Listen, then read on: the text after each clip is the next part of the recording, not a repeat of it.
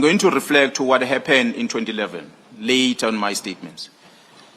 Crime intelligence, modus operandi back then, and players that were involved back then with the looting on the money and irregularities, they still exist at crime intelligence today, and some of them are occupying high position. So there has no reforms that has been implemented at crime intelligence. That's why it's no surprise when you start seeing things coming out. Like I said on record, I did not say that General Khan has leaked any information. It is Mokgotsi that introduces Khan. I only know of one Khan at crime intelligence. So perhaps as we investigate further, we'll be able to see whether there's any leakages between these people. That information that is supposed to be within the confines of those four walls where the meeting was taking place ended up with Mokgotsi. Commissioners, as I've outlined a lot of communications here with Mokgotsi, if I can move faster, if you allow me to see on my statement, because I think a lot of things that we have spoken about here. I think, General, you are now at 320.2. That would be the last page on this of this annex. I beg your pardon? Page 320.2. Oh, no, I'm just talking. I'm going on my statement, trying to align myself with. You have covered your statement, that portion of your statement in its entirety, because of the conversation you were having with the chair, taking him through the various pieces of communication. I was just pointing out, with Mr. Mokgotsi, I was pointing out that the only page of that annexure you haven't dealt with is page 320.2, and then you'll have caught up with what you have in your statement. General, before you go with the evidence leaders directing you, at page 320, that extract of your communication with Mr. Mokgotsi, there's right at the top where it's Brown Mokgotsi, and I assume the message there is from him. Good day, General, met with a complainant. Did you ever come to know who was the complainant? And what was the complaint? I did not know who the complainant is, Commissioner. You'll notice that there will be messages and phone calls that he will be making to me, which will be very short in seconds. But I never really got to know who the person is. The only person that I could relate to in his entire conversation I'm having with him is General Khan. That seems to be the contact person with him. And the complaint would have been what? The defeating? Even that, it did not explain to me who's planning this defeating. It did not say, it didn't say anything. I must maybe retract back. I'm going to maybe some reflection later, as we maybe close the day or somewhere in between. We're going to present a slide where we're not necessarily going to be talking too much on it, but we're going to just reflect on some things. And part of the system of protecting the drug squad, media plays part. Let me rephrase. Journalists within media houses, they are part of this in pushing certain narrative. Why I say this is because a very well-known veteran, Ziligas of Africa, had contacted me almost immediately after this incident happened of Mbangeni. It happened beginning of the year last year. I think a month or so, he contacted me. He can come here and confirm that. He called me, contacted me, said, Gerald, I'm hearing that you interfered with the police operation. And what is going on? So I explained to him the details of what transpired. He understood. Then he said, okay, well, there's some stories and there's nothing wrong. So he did not publish that. Later in the year, which I suppose maybe this why Mokgotsi is coming to me with this, is that first General Tsele calls me, he's a former minister, he calls me and he says the Premier of Gauteng have approached him to go and work in Gauteng to help him fight crime in Gauteng. Therefore, he needs General Khumalo, who's a district commissioner and ex-task force commander in KZN, to come and work with him in Gauteng. And I find it strange because I think he called 2 or 3 times. While I was in a meeting, I kept giving the phone to one Brigadier Abteles who was with me in the meeting. And after that, I had a conversation with General Cele, and then he pleaded with me to release this general to come to Gauteng. And my surprise was, but when General Cele was in the police, he did not like the general, Khumalo. He didn't like him at all. So why now that he's out of the police, he trusted Khumalo to come and work with him in Gauteng? Into my colleague, General. So I turned to her and said, but I received a strange call here. General Cele is asking me to approach Khumalo, who's a district commissioner Zululand, to come and work with him in Gauteng, meaning he must resign from the police and go and work in Gauteng with him for 5 years, then he'll come back into the police, which was very odd. And General Khua was also confused. He said, but as far as I know, Cele didn't like Khumalo. And he made the head office to be, the general is not serious about that. So I asked him, what do you mean? He said, no, he's not serious. He wants me to back off on the case against Khan, General Khan from Crime Intelligence. So Cele is pursuing Khumalo to resign from the police so that he can stay away from the dismember case because he was appointed to deal with that case against, departmentally, against General Khan. So Khumalo says, no, this is the approach of Cele to want me to back off. And that got me so upset, commissioners, that can really General Cele go to the extent of wanting a person to resign from the service because he wants to protect someone? It was very strange. I did not talk to General Cele from the day. I did not talk to him. I was very upset. It disappointed me as a person who's a former minister in the police. I was just upset. Fast forward, commissioners, the police have got 2 disciplinary processes. It's what's called expeditious, and the other one's a normal disciplinary process. Expeditious, you basically, in short, I could say, we're already saying to you, you are guilty of an offense. Come before a presiding officer to explain why you say you're not guilty, in a way. But in a normal process, the employer must present the allegations, and you have a chance to cross-examine witnesses and argue a case. And then you have a presiding officer that must decide. So the initial disciplinary procedure that was initiated for General Khan on that interference with the drug in Johannesburg was that of an expeditious process. So Khumalo was then appointed as a person who's going to preside over that. And Major General Khan approached the court granted, they overturned that and they say, no, we must go to a normal disciplinary hearing where he has a right to be represented and bring witnesses and question the witnesses and so forth. And therefore, there must be presiding officer appointed. Then General Khumalo, the Divisional Commissioner of Crime Intelligence, approached me and he asked me to be a presiding officer. I then agreed. Shortly after agreeing to be presiding officer, not long after that, I started getting this communication from Mr. Mokgotsi.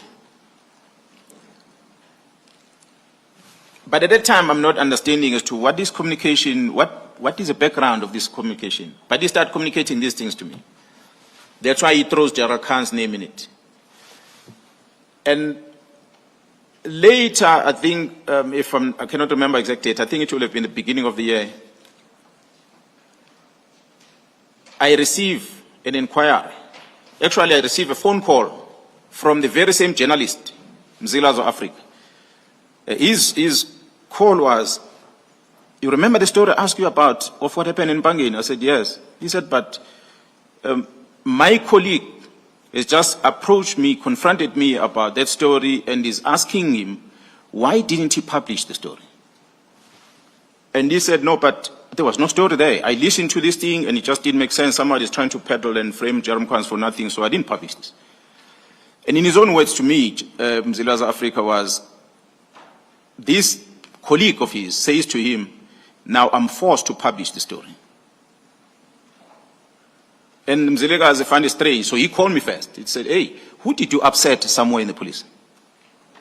Then I said, no, I don't know anything. Then he said, but is anything happening in the police that will lead people to want to publish this thing that is a year later? So old, they'd want to publish.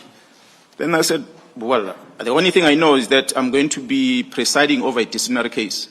So he asked me, whose disciplinary case is that? I told him it's for Gerald Khan. He said, oh, no, now I connect the dots. Because my colleague and Gerald Khan are close. It could be coming from there. That is his words. Mzilikazi will come here and say that. But I told him that I'm going to talk about this. He said, no, if he's called here, he will come and talk about it. I know who the colleague is. I'm not going to say it in public. He will perhaps, if you want to divulge that, he will. That's why I'm saying there are players within the media houses that are part of. So shortly after that, I received a message from the very same colleague of Mzilikazi. He sent me a question about the same incident. I gave him a full explanation as I did here to Brian Mokgotsi. A full explanation. A logic journalist will have understood and said, okay, well, this is just a malicious thing, and don't publish that. But that finds itself to the newspaper on a Sunday. Commissioners, it is fair. That's why I like the investigative journalists. I think they're credible because they investigate first before they talk. I like the ones on TV behind cameras because they give it as is.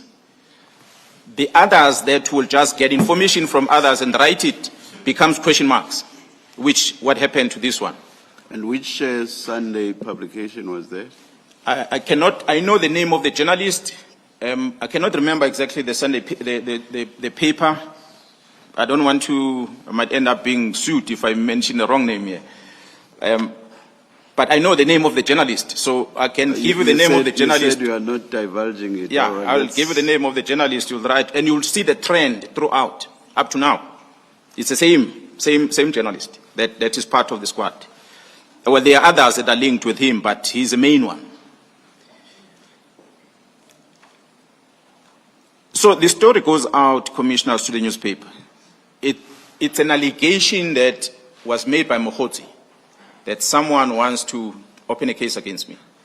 Now, in the newspaper is my full picture there, and the big heading, allegations against Jerome Kwano defeating, and they write a story of what happened. They, of course, write my response. So, but the problem is, it is my face there, not the complainant. It's my face that is there.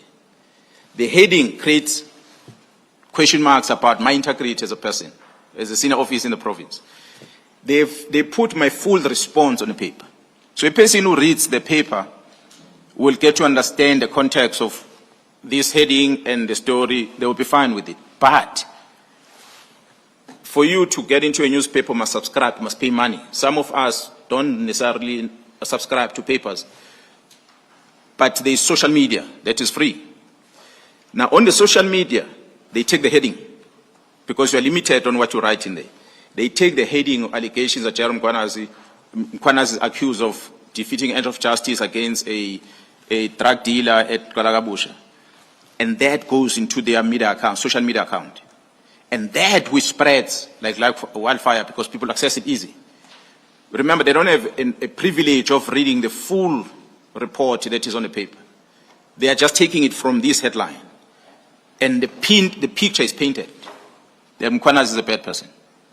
And they're achieving what they want. So I took it as a pressure for me to back off from the case that I was going to preside over of Gerald Khan. How do I prove that? Is because Gerald Khan's lawyers, they even wrote to me on emails and said, there's these things about you on the media, so we are in doubt of your independence in dealing with Khan.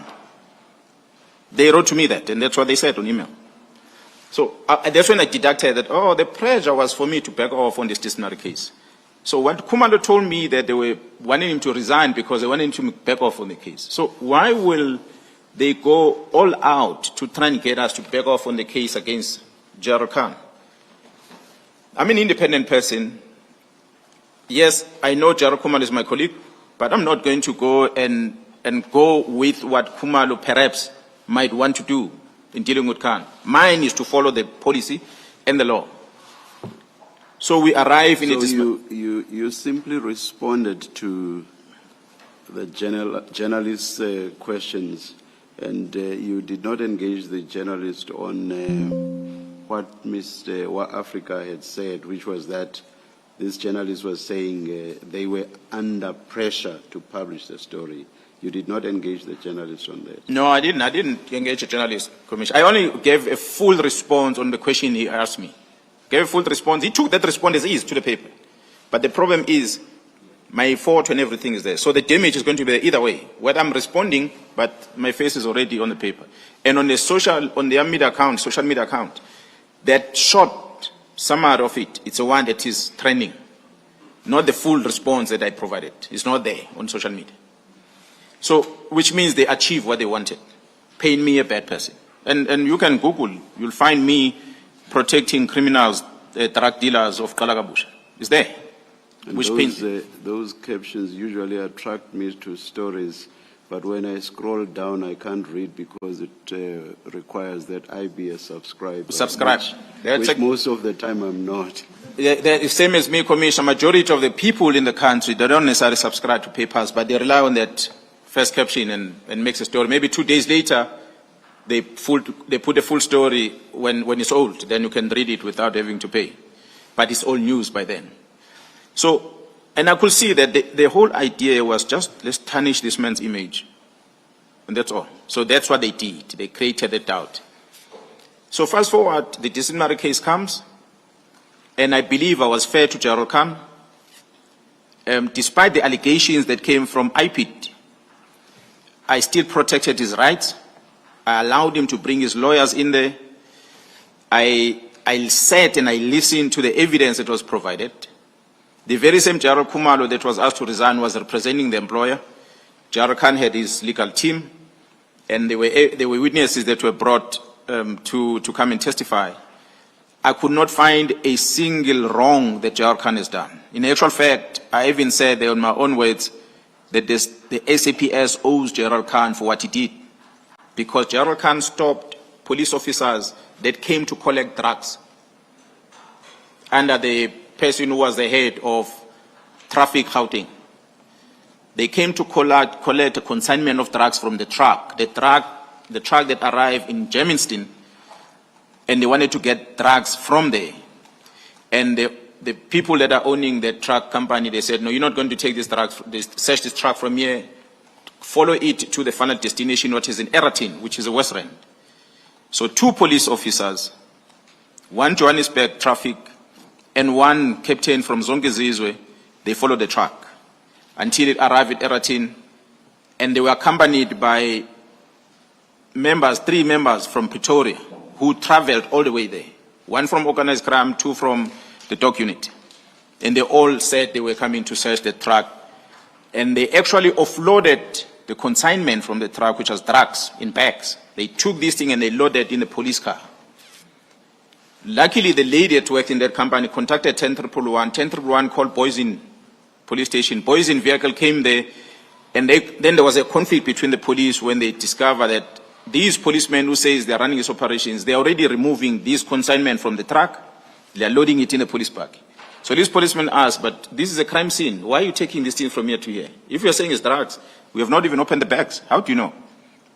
If it is drugs indeed, why do you load them in the bag? And this one said, no, we're taking them to Zongezizwe. And this one said, but this is Boysen area. Why do you take this thing to Zongezizwe? It's found here, it's a crime scene. Get LCRC and everyone to deal with it. Then there was a conflict between police at the time, and that police member who was present there took the police vehicle, and he blocked this police car that was already loaded with drugs. He blocked it so that it doesn't move. And that's what allowed the other police officers to phone General Khan and say, there are members that claim to be from crime intelligence, they come and intervene. So he traveled all the way, arrived almost 2 hours later. And he put a stop from these drugs to be stolen.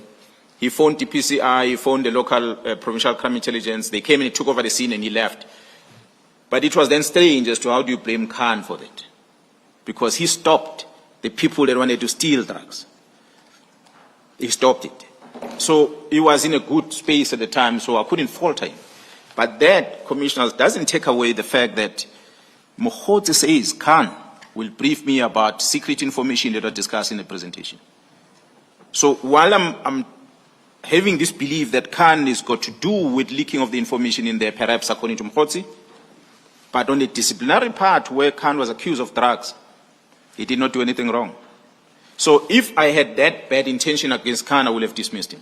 But I did not, because I gave him fair disciplinary hearing of which you can ask him today, he will tell you, no, I treated him fair. Commissioners, that was the last time the media started writing about me. That made me confirm that, oh, my being in the media so bad, it was because of the anticipation that this is what I was going to do.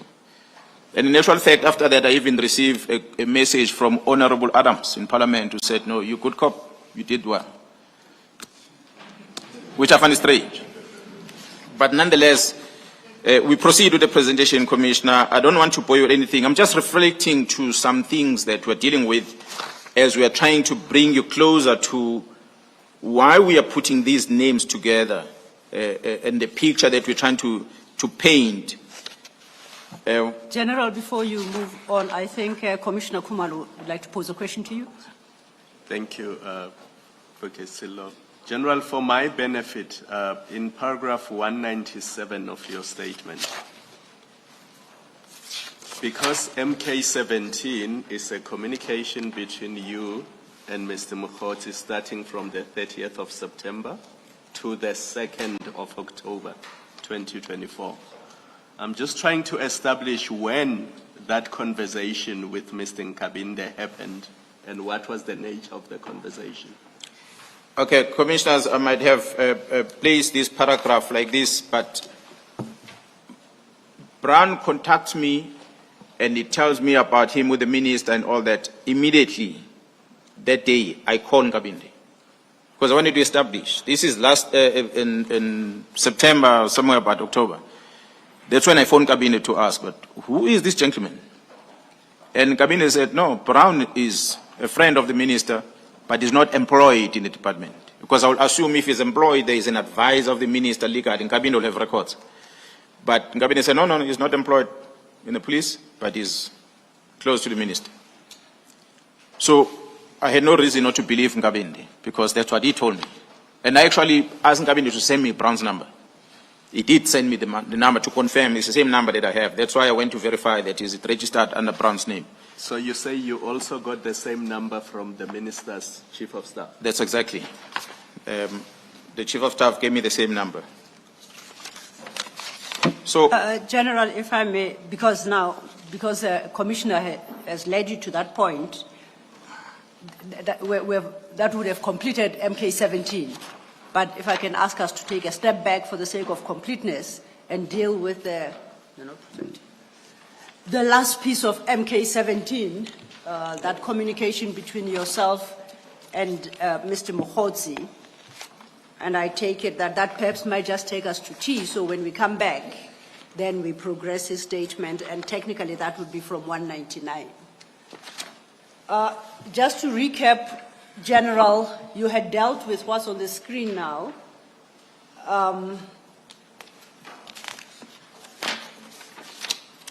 Yes, where you missed call. Do you see at the bottom 320?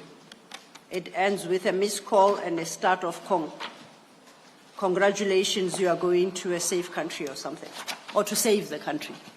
So when we go over, we are now at page 320.2. That would be the next page. And that badly captured message at the bottom of the previous page is what's at the top. Starting with it's a missed voice call first, then the message, congratulations, you are going to save this country. Have you found your place? Okay. Then you can talk to this particular slide, and that will be the end of MK17. thank you so much, Commissioners. Commissioner, I had, from time to time, this Mr. Brown Mokgotsi will communicate with me. I might just apologize. I think maybe there might be one page missing again on the attachment. As he's going to kill me now. That's why I'm asking for my phone. I don't know how it got missed. But can I ask, is it a page that precedes 320? No, it's after. It's after. Yeah. Okay. And the next message starts there, but it follows to the next page. I think it's written better on the second page, where he says, congratulations, you are going to save this country. I asked how so, and he says, standing on your ground. I immediately assume at the time, this is April, Commissioner, you will recall that on the 5th of March, I had up for the Portfolio Committee on Police, where I narrated the relationship and the minister, that the minister is denied knowing Brown in Parliament on record. If you so wish, you can access the YouTube and go to the records of Parliament, the Portfolio Committee on Police on the 5th of March 2025. And that recording, if you get it on YouTube, is at 4 hours, 26 minutes, where my presentation comes in towards the end of that sitting of the Portfolio Committee. I think I spoke for plus minus 30 minutes plus there. So where I explain not only the issue of Brown Mokgotsi, but the wrong things that are happening in the organization, where I even made reference to me reliving the experience I had in 2011. I presented it there before this Portfolio Committee. Now, I assume Portfolio Committee in Parliament are responsible for sharing this information with the Speaker, and the members of Parliament then must interrogate that. But unfortunately, that was the first and the last time I engaged with the Portfolio Committee on these matters of this serious interest. I'm aware they invited me to come back and talk to them about it. Maybe you will engage with them when you get there, because I already presented something to them, and I must go back again and repeat the same thing. But nonetheless, the minister had denied knowing this person, which later the minister had confirmed to know the person when he was having a conversation with someone under the X platform. You give a time where you start speaking on YouTube. Are you able to give a time where the minister made the denial? If you can't, it doesn't matter. Chair, perhaps I may be of assistance. That is in his statement, and he's still to get to that part. I understood the General to be summarizing what had transpired, presumably that triggered what he has here at page 320.2 from Mr. Mokgotsi, saying, congratulations, you are going to save the country. Thank you, thank you. Yeah. With that summary, the Chair might not be aware, but certainly Commissioner Kumalo is. It's 11 o'clock. We're in your hands, Chair, how we deal with this. Let us take the... Sorry. Perhaps we stop the General midway. Maybe, General, if you could finish the part that you were dealing with, and then we may adjourn where you think it's convenient. Okay. No, I think this what the SC was. Yes, you were at the point, I think, where you were saying the minister denied. Yes. Yes. So, in Parliament. Yes. So when he sends me this message of saying standing your ground, I assume that he's referring to that session we had in Parliament. Hence, I responded to that message, which a response follows that it's so unfortunate that it has come to this for doing what we are employed to do without any favor. So that's me writing to him. And his response was, no, General, I think there is a misconception. And I asked him to elaborate, and he says, there will be time one day, my brother. I have a funeral in Limpopo, and we're burying next week. And I responded to him, please accept my condolences for your loss. And that's where we ended the communication with him at the time.